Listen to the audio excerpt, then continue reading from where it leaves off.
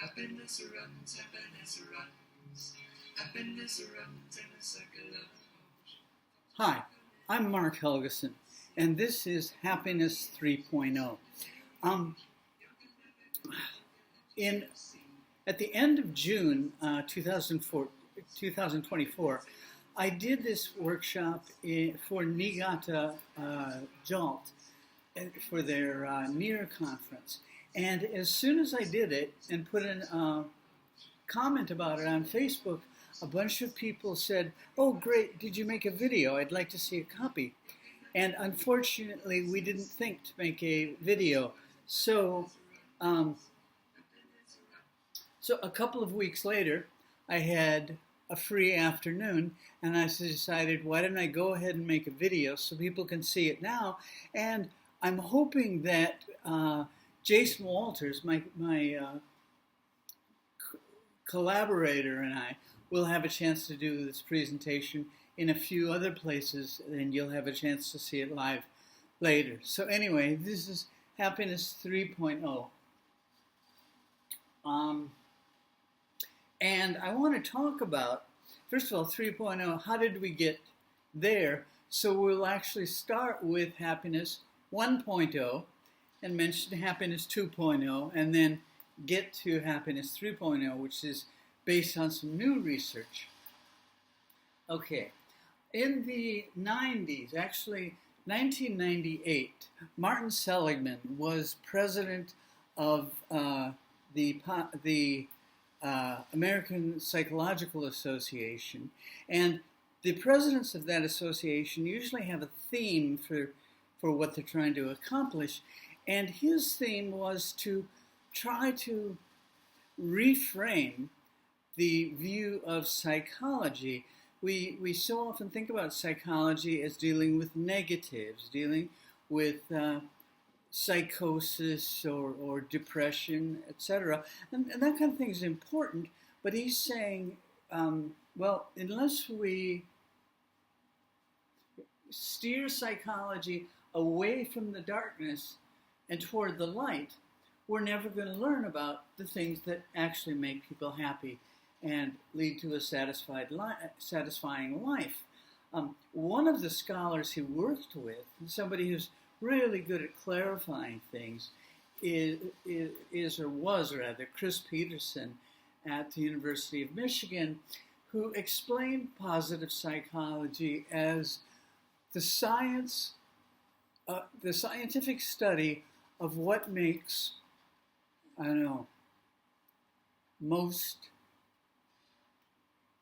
life most worth living. Okay? And that's what positive psychology is. And now Seligman points out that it is not the power of positive thinking. Okay? Positive psychology is science, not philosophy, like the power of positive thinking. It also recognizes the importance of negative thinking, and it supplements, it does not replace traditional psychology. So we also know, and this is very, very important for us as teachers, happy students learn more. They work longer on tasks. They approach those tasks with more enthusiasm. Yeah, we know that. And happy students versus unhappy students. We know that, for example, here in Japan, 28% of first-year female university students experience depression. About 10% of males do. So negative emotions, depression, etc., are very important, something we need to think about. So, positive psychology. In 2005, Time magazine ran a special issue on what they called the science of happiness, which is positive psychology. And one of the authors who was quoted in the issue was Sandra Lubomirsky at University of California, Riverside, and she identified 8 things that happy, mentally healthy people do. And when I saw her list, I thought, well, gee, these are things that most of us as language teachers work with anyway. And my thought was, well, if scientists can know what happiness is about, what's going on with happy people, that means that we as teachers can know, and we can share it with our students. And I'm a textbook writer. And so I often, when I see something, I think, how do I translate that onto a printed page? And if you look on page 1 of your handout, you have the Science of Happiness dictation. Yeah, and how this works is you should have a slip of paper on the inside of your handout that has a sentence on it, right? And what we're going to do is share with each other the 8 things that happy, mentally healthy people do. And so you start out by, you say, what number? And I say, number 1. And then you say, what's your sentence? And I say, remember good things in your life. And you write the missing words, good things, on your handout. And then take your slip of paper and copy down your sentence, write the missing words. Okay? And if you're actually using this video with other people, I'd encourage you to do the dictation part, which starts by taking your piece of paper and crunch it up. Okay? And it's important to do that because this, in the classroom, this is supposed to be a speaking activity, not a reading activity. So if you crunch it up, the students can't just show their partner. They have to actually say what it says. Have everybody stand up and circulate and share their sentences, and you and everybody else writes the missing words. Okay, now if you're not actually doing this with a group of people or can't do that, the answers are actually on page 2, which has a summary of a lot of the Happiness 1.0 ideas. So you do have all 8 answers there. But these are the 8 things that Lubomirsky says happy, mentally healthy people do. They remember good things in their lives. Okay? Remember when you were a kid and your mom used to say something like, count your blessings? Well, it turns out, from a science point of view, she was absolutely correct. Happy people notice good things and they remember them. Happy people remember to say thank you or take the time to say thank you. Happy people do kind things, help each other. And you see, say thank you, remember good things, do kind things. We're trying to build a positive cycle here, okay? Happy people take time for friends and family. These are the most important people in the world, and yet all too often, I think it's so sad, every time I walk into a McDonald's or a Starbucks and I see people sitting together, not even talking to each other, they're just punching into their phone and ignoring the person they're with. Happy people take time to notice friends and family. Forgive. And, okay, forgive, I should mention, is maybe the only word that a typical first-year university student doesn't already know in English. So forgive is yurusu, right? But something that's very important to remember, a lot of our students are fairly young. They're university students or high school students, junior high, and the brain is not yet fully developed. Now, what that means for us as teachers is this. The amygdala, which is the part of the brain that controls the fight, flight, or freeze response. It controls negative emotion, right?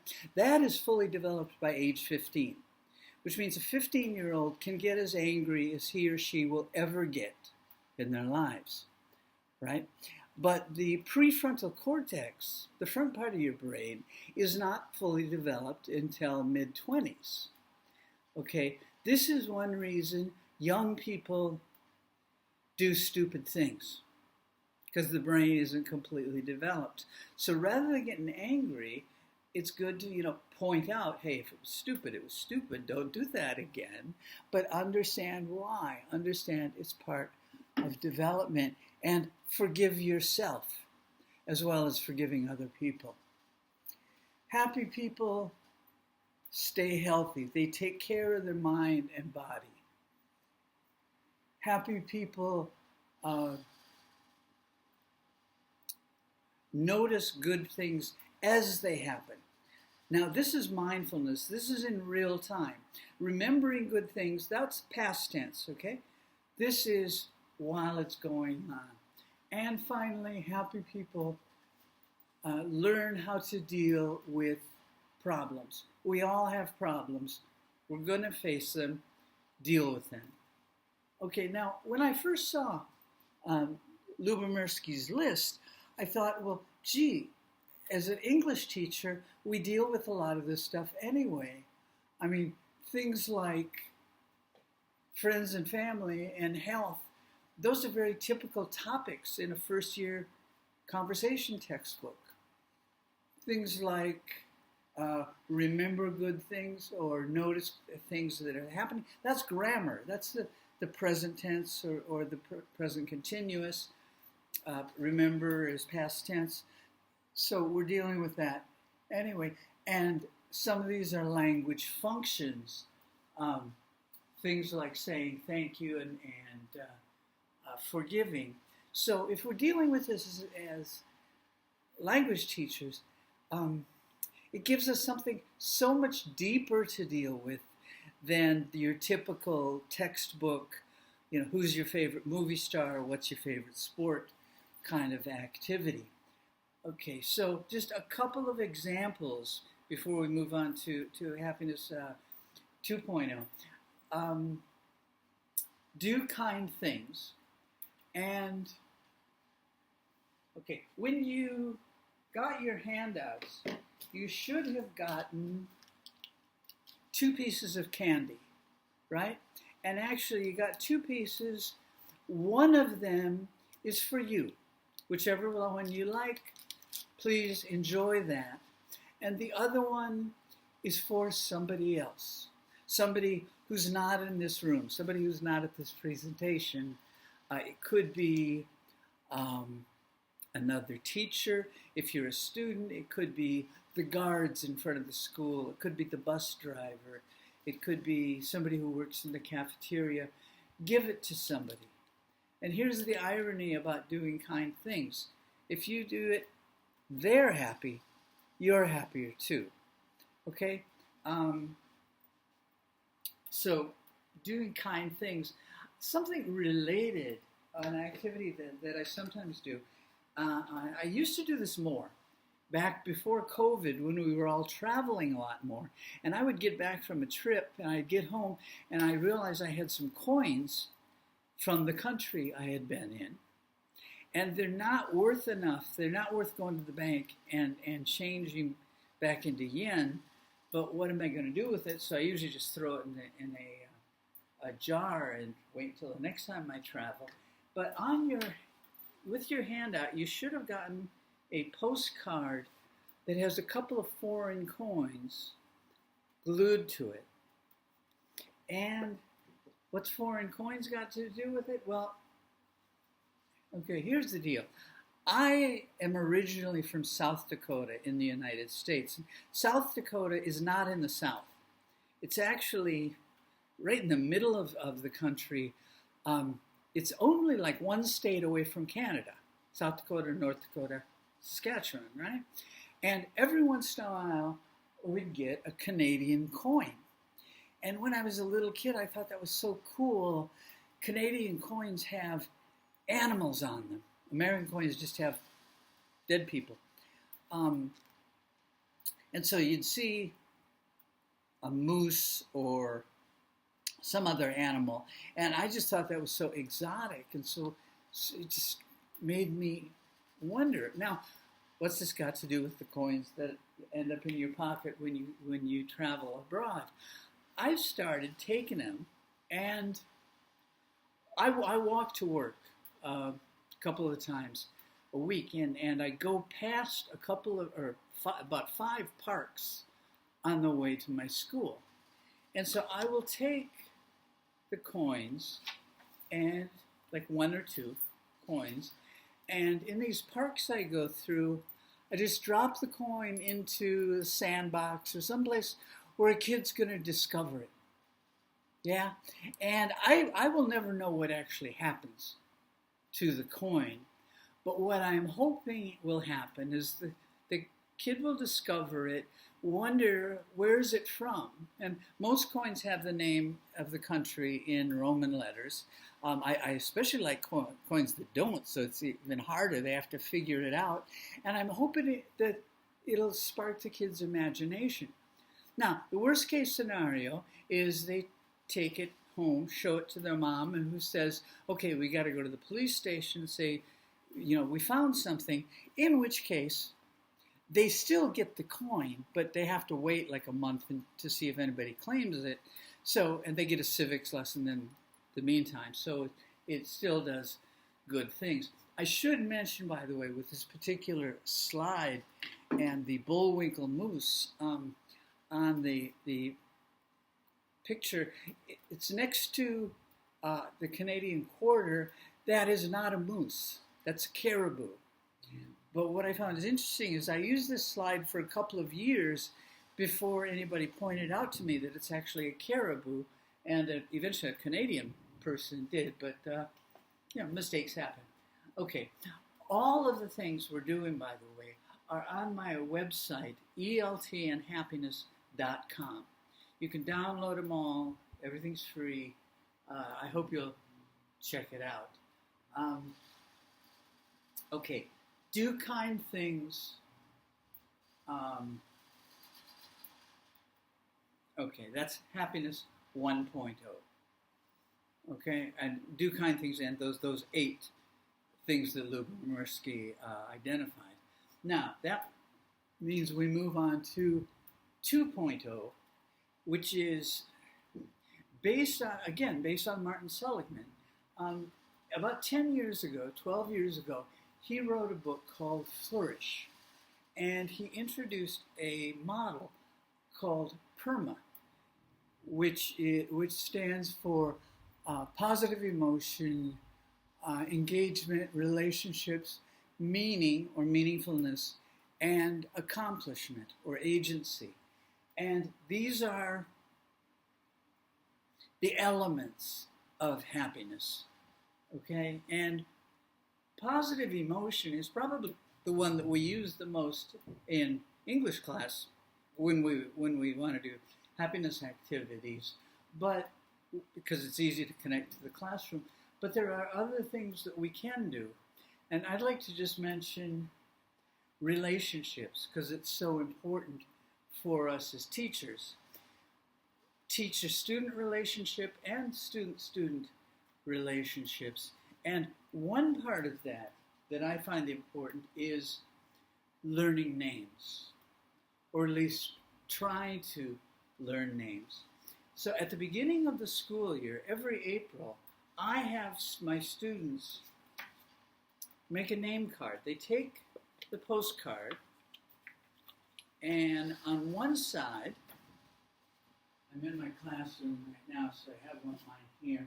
On one side, they write their first name and their last name and student number.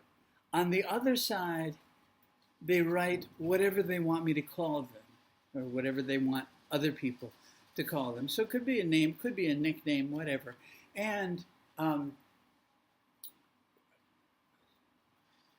sorry, somebody just walked in the door. Okay, and then on the inside, and this is really important, they write they write a very short sentence about themselves, something that I will remember.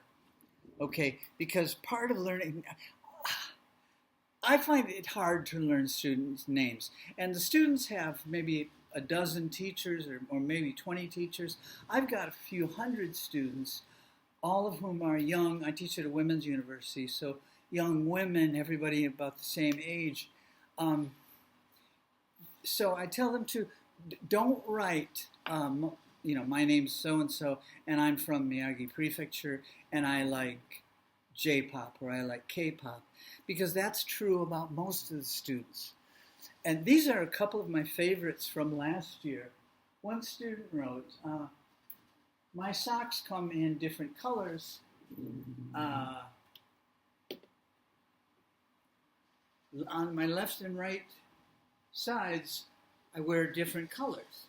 And sure enough, we happen to be in a classroom that's at the no shoes room, and so I started noticing it, and she did in fact wear different colored socks every week, and I learned her name almost instantly. Another one, I'm from a family of 10. When I go to the toilet, there's a high probability that the toilet paper will run out, which I thought was very funny and very memorable. And again, it's unique. It helped me remember everybody's name. So I asked the students to write something about themselves. And if you're doing this with other people, please take a minute now and write a sentence about yourself that is memorable, something true and interesting. Okay? Now, on the inside of your handout, one of the pages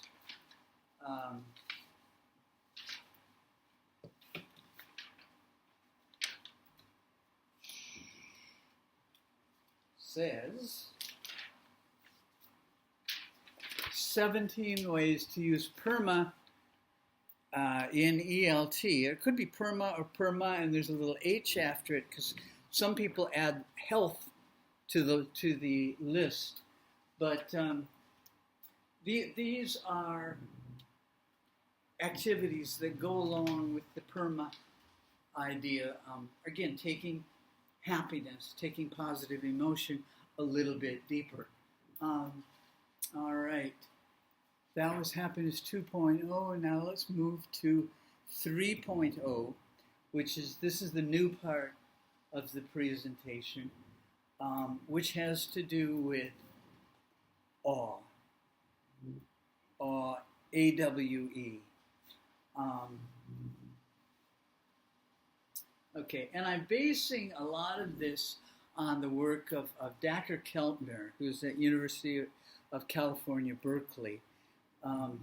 And he's a professor there, but he also is the director of the Greater Good Science Center, where they research positive psychology and happiness.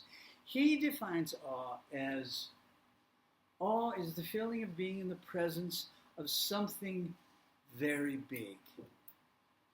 Okay? It's bigger than your current understanding of the world. Okay? And that doesn't mean just physical size, right? It includes your feeling of wonder, emotion, power, and I found just a few weeks before I did this presentation in Niigata a book called Awestruck by Alexander Franzen that had a definition that I found very easy to explain and understand. And, let me just give it to you. Explaining awe to the students.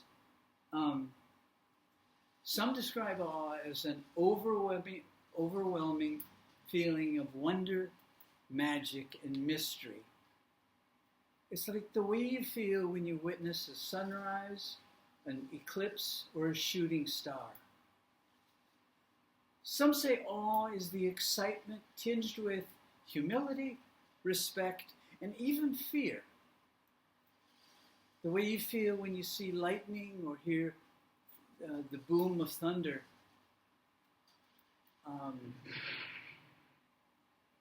For many, it's the feeling of reverence, the feeling of being small in the presence of something big and mighty. The way you feel when you're standing at the base of, for example, a redwood tree towering over you. And things like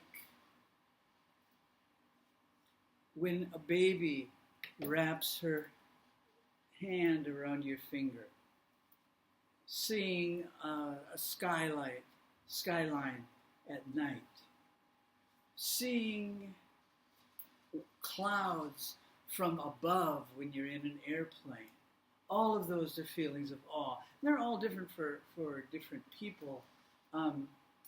However you define awe, you know it when you feel it. Okay, so we often think about things like sunrise over Mount Fuji, or sunset, or the Grand Canyon, or some place like Yosemite National Park. Now that's just a couple hours from Berkeley, and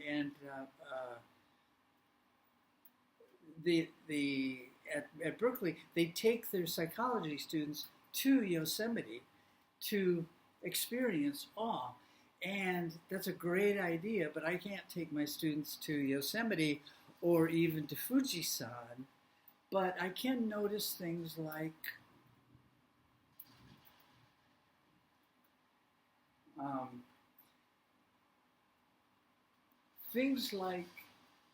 dandelions that have pushed their way through concrete or a brick wall.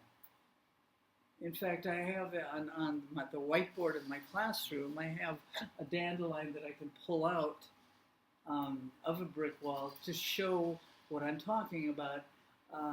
The Japanese for it is dokonjo tampopo, which are the butterflies or the dandelions growing through. And for me, that is awesome. The fact that something as weak as a plant can do that. And early on in the school year, for me, sometime in May, I like doing it. I take the students on an awe walk, where we go outside for about a half hour and just notice things that trigger awe. Okay? And on the handout, it mentions the five senses. So I ask students to, when we're doing this, be looking, see what you can see, what you can hear, what you can smell. And we're outside for about a half hour, or walking for about a half hour. Usually the students are in groups of 2 or 3, not as a whole group. They can talk about stuff, but I encourage them, don't be talking the whole time. Take time to actually notice and put away your phone. You're not listening to stuff. Okay. So notice what you see. Notice what you hear. Notice what you smell. This is in the spring, right? You can smell the flowers and the plants, and you just walk and see what you see. Notice trees. I encourage them, especially notice trees that are cut in like a traditional Japanese style. More on that in a minute. Notice flowers. I mentioned dokonjo tampopo, the dandelions growing through the street or through the concrete. The wind and the breeze. Notice wabi-sabi, traditional Japanese design. And this, I mentioned I walk into school a couple times a week. This is part of my walk. And I go down this path. And what do you notice about this picture that's wabi-sabi, that's traditional Japanese design? Well, you notice the path is not straight. It's curved because traditional Japanese design is like that. You can't see them very well in this picture, but there are huge rocks, boulders, on the side of the road. And the trees on the other side are cut in the Japanese style. And sometimes you walk past a Japanese style park and you see trees cut like that. Listen, notice the birds. If you walk past a pond, listen, and can you hear ducks or other fish jumping or other animals? I walk past a couple of kindergartens and I hear the children playing, which is a great way to start the day, by the way, when you walk into work. Notice the sky. Clouds in the sky are always awesome. Anything, notice your wonder. Notice your awe. Okay? Socrates said, wisdom begins with wonder. Okay? And after we've done our awe walk, we sit down. In my case, we're still outside because our campus, that's easy to do. And we just talk about what they see, hear, etc. I usually bring along chocolate and pass out chocolate that has different flavors, so they have something to eat as well. Now, Keltner says there are 8 categories within awe. They include moral beauty, collective effervescence, and I wish he had used a simpler term, because this just means a group feeling. But so you don't actually need anything as complex as collective effervescence. Singing a song together is a group feeling.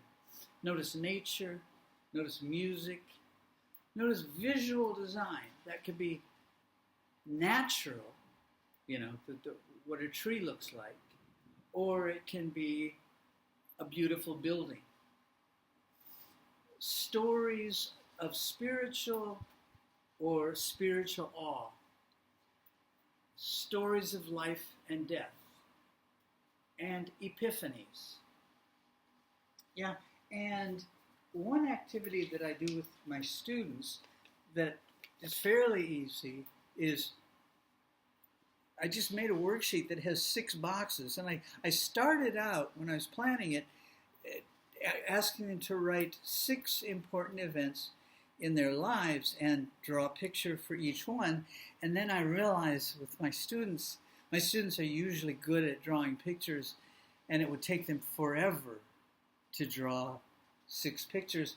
So I say, okay, think of 6 events, draw 2, because that's just the time is more reasonable.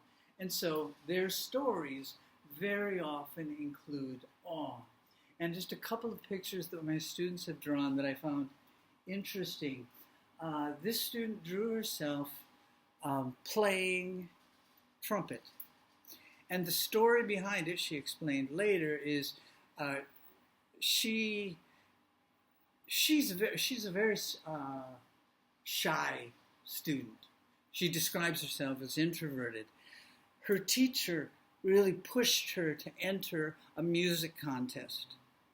And so she did, and she won first place. Second picture shows her in a speech contest. Again, this introverted student, she does these things to try to become more extroverted. Not that there's anything wrong with being an introvert, but she's trying to expand her possibilities. Next picture, 2 pictures. One that student drew was dyeing her hair. And what I found interesting is I took a poll of the class. I teach at a women's university, right? Every student had dyed her hair. It was a symbol of freedom once they got out of high school.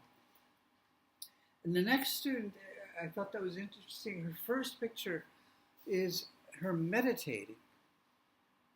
And I thought it's unusual for students to talk about meditating. And she explained her grandfather is a Buddhist priest and has a temple. So every day she does the routines with at the Butsudan, etc. But she said her meditation was not so much a Buddhist thing as a thing about nature. It felt her, she feels for her, meditating puts her in touch with nature.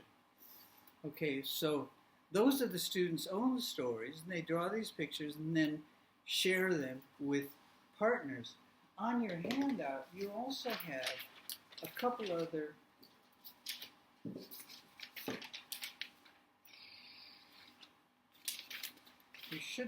you have a page that has two pictures, one of which is upside down. You have a little girl with a doll, and the one that's upside down is a wheelchair.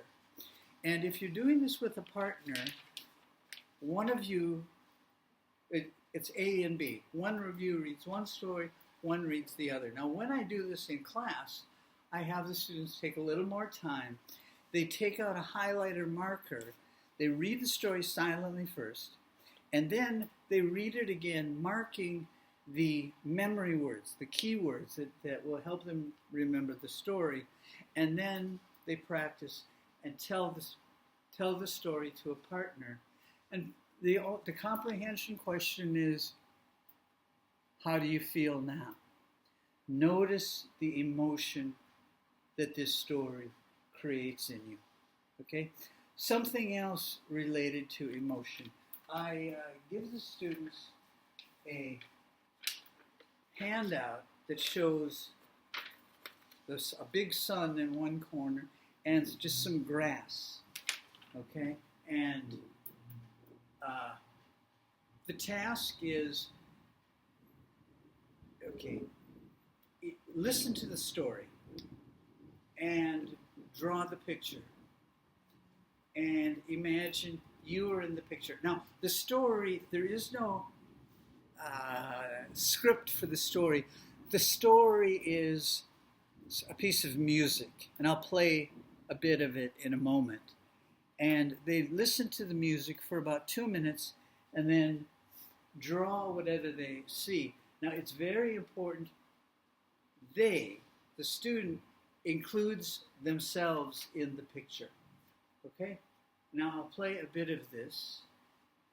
And I'll turn up the music. I hope you can hear it.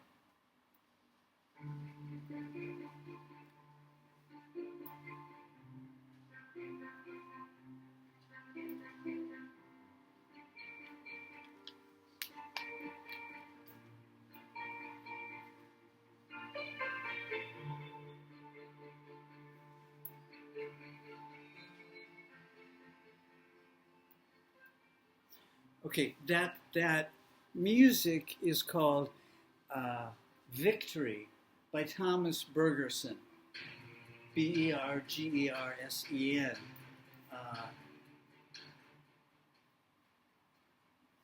Victory, the subtitle is 2 Steps from Hell. It's a very scary, very emotional piece. But it's interesting what people draw. And at the Niigata conference, something that's very interesting is the person at Berkeley that invented this particular activity says that if you are actually in a state of awe from the music, when you draw yourself, you will be very small. Okay? When they do this at Berkeley, one group does this at the national park, and the other goes to Fisherman's Wharf in San Francisco, which is interesting, but it's a tourist place. It's not awe-inspiring the way Yosemite is. Anyway, when we did this activity in Niigata, this is a picture one of the participants drew. Remember I said the person who created it said the person drawing the picture, if they're in a state of awe, will draw themselves very small. Look down here. You can see he drew himself about 1 centimeter tall.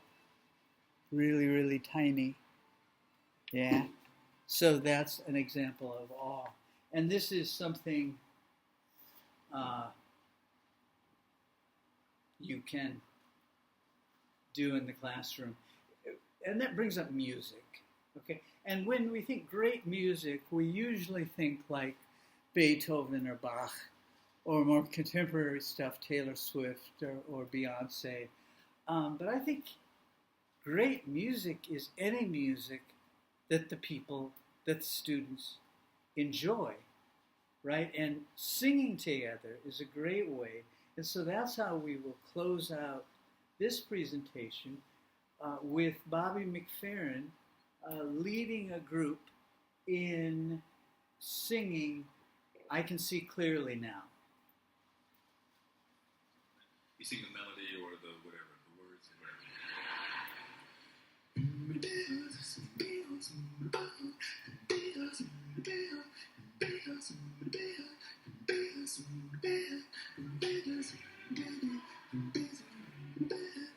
I hope you can hear the audience singing in the background.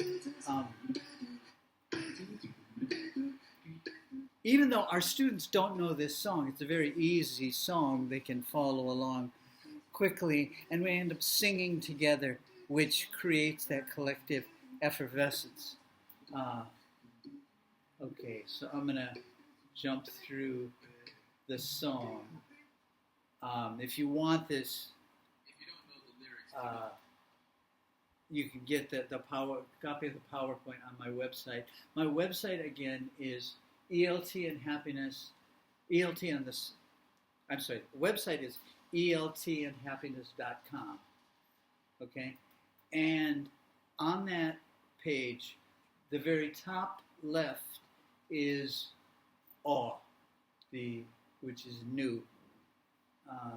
And so I hope you'll check that out. I hope you will try awe experiences with your students and with yourself. And thank you all very much.